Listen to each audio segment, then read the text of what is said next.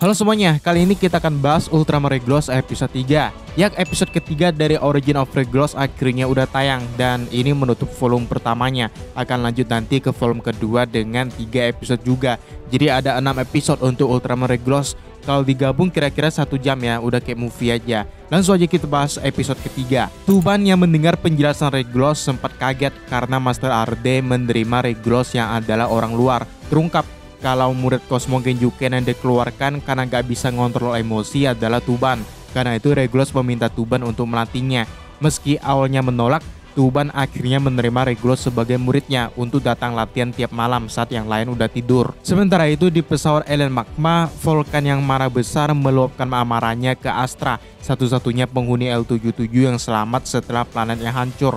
Latihan Regulus dan yang lain pun dilanjutkan seperti biasa. Namun di malam hari, Regulus diam-diam latihan dengan Tuban. Menurut Tuban, kemampuan Regulus makin berkembang hingga bisa mengalahkan Guebaser. Karena itu Regulus makin percaya diri untuk mengalahkan Vulcan. Spica yang sparring dengan Diaz bisa mengalahkannya dengan mudah.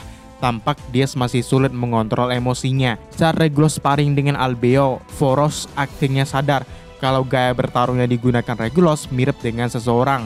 Karena itu malam harinya Foros mengikuti Regulus yang seperti biasa menemui Tuban. Regulus yang terciduk pun kebingungan. Menurut Tuban, metode latihan Foros gak akan membuat Regulus berkembang.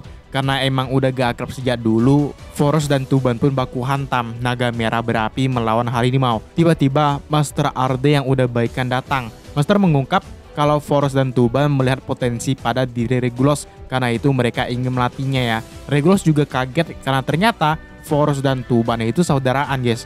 Karena kejadian itu, Foros yang kesal melatih Regulus dan Diaz dengan lebih keras.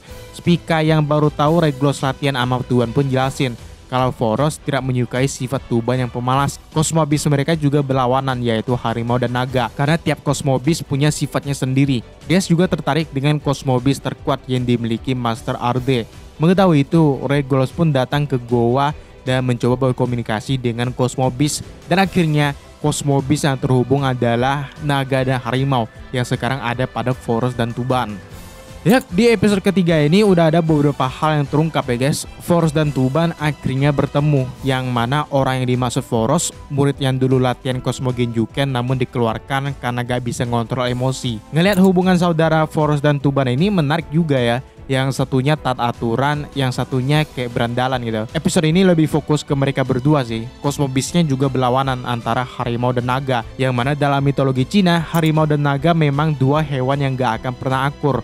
Bisa digambarkan dengan yin dan yang, dua perbedaan yang melengkapi satu sama lain, sehingga terciptalah keseimbangan gitu. Menurut Master Arde, alasan Foros dan Tuban mau melatih Regulus juga karena mereka melihat adanya potensi pada Regulus. Dan di ending akhirnya dilihatin ya, kalau Cosmobis yang punya sifat dan karakter yang berlawanan masing-masing berhasil dipanggil Regulus. Gimana bisa dua Cosmobis yang beda karakter bisa bersatu di Regulus selain kalau Regulus emang layak mendapatkannya gitu. Jadi Yin dan Yang seakan bersatu dan melengkapi Regulus, menjadikannya satu-satunya pengguna dua Cosmo Genjuken sekaligus. Diaz yang tertarik dengan Goriki Hagyuken juga jadi tanda, dan udah bisa dipastikan kalau Diaz sebenarnya adalah Absolute Diaboro yang menyamar dan sengaja ke D60 untuk mencuri Cosmo Genjuken. Oke guys, itu aja pembahasan Ultraman Regulus episode ketiga. Ada pendapat atau koreksi tulis di bawah. Subscribe kalau belum, dan sampai jumpa di video selanjutnya.